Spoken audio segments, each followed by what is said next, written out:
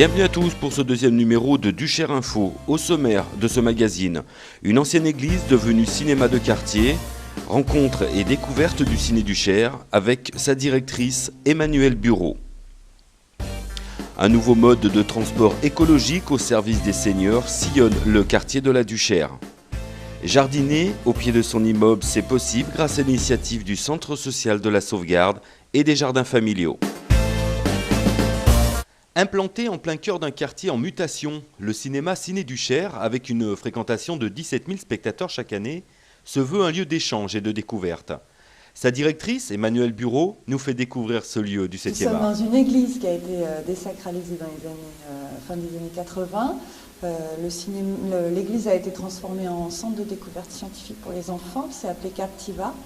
Et dans ce centre a été montée une petite salle de cinéma pour faire des projections de cinéma et de cinéma en 3D de l'époque, donc avec les petites lunettes rouges et bleues.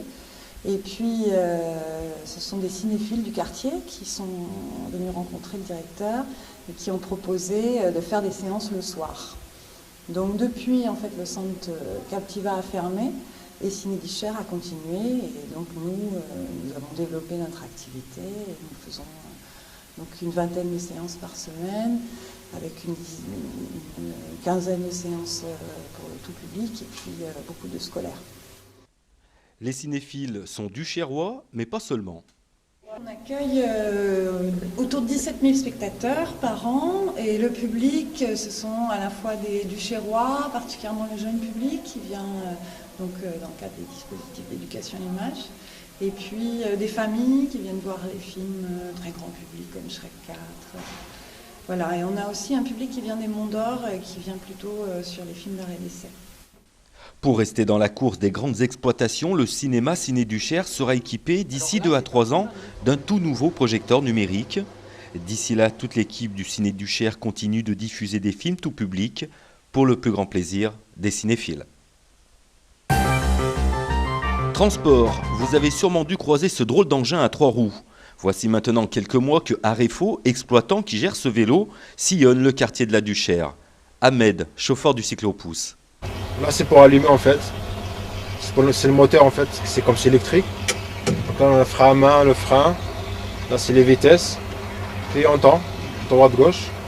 Là c'est le gyrophare en fait, parce qu'on a un gyrophare aussi. D'accord. Et voilà, ça sinon il y a les vitesses, donc sinon voilà. Et là les personnes à se mettre derrière.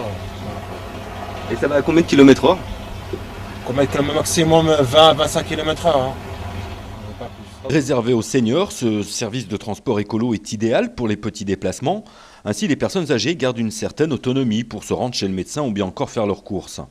Le cyclopousse circule 3 jours par semaine avec des tarifs avantageux. Actuellement, 3 arrondissements bénéficient de ce service. 2 sont en phase d'expérimentation. Quant aux autres arrondissements, ils devraient adopter très vite ce style de transport écolo et convivial.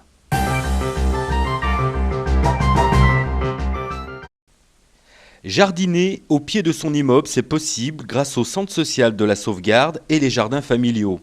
Éviter l'isolement, créer des amitiés, faciliter les rencontres, ainsi les habitants se retrouvent autour d'une même passion. Moment de détente pour les uns, passerelle d'insertion pour les autres, les objectifs sont nombreux autour de ces jardins. Suivons Aïcha Benayad, animatrice au centre social de la sauvegarde. On va se mettre juste là pour prendre le... C'est un lieu ouvert sur d'autres ateliers. Parce que le but quand même, c'est l'insertion sociale des personnes. Et donc, il y avait cette transversalité. Et c'était dans les objectifs qu'on s'est donné aussi, que les gens ne restent pas isolés dans leur jardin. Algériens, Tunisiens, Marocains, Afghans, Sénégalais, Asiatiques, toutes les communautés se retrouvent autour de ces jardins. Un jardin à l'image du quartier.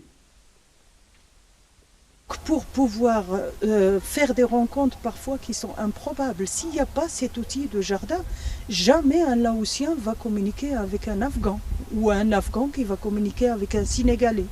Et le fait que ça soit une action en dehors des murs du centre social fait que ça favorise ce lien. Et on a une autre approche du lien humain et du lien avec des gens, de la rencontre avec les gens, par la terre, par quelque chose qui est ancestral et qui fait appel à ce qui est nourricier qui est la terre. Là, c'est l'Afghan, la famille afghane, qui a mis quelque chose que j'ai vu développer d'ailleurs au Maghreb. C'est-à-dire, ils ramotent la terre, ils font des tas et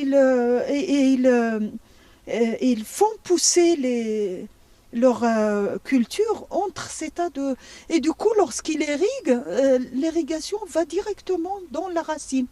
Alors que les Asiatiques, ils font l'inverse. Et c'est ça ce qui est extraordinaire, c'est qu'il y a libre expression des jardiniers.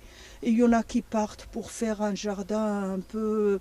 je dirais artistique. C'est un peu les Asiatiques, là, la dame laotienne et l'autre cambodgienne. Un rangé de fleurs, un petit rangé de salade, c'est vraiment tracé à la règle. Et il y en a qui, vraiment, c'est à la naturelle, on va dire. C'est de la menthe à côté des cardons, des tomates, des roses, machin, c'est tout mélangé. Et d'autres qui vont faire d'une façon ancestrale, c'est-à-dire comme il a vu faire ses ancêtres, qu'il perpétue un peu cette tradition. Et c'est ça qui est extraordinaire, c'est qu'on essaye de retrouver ses racines à partir de la racine de la terre. Et c'est sur ce sujet positif que se termine ce magazine. Merci de l'avoir suivi. Toute l'équipe de Multimage Production vous donne rendez-vous le mois prochain pour un nouveau numéro de Du Cher Info.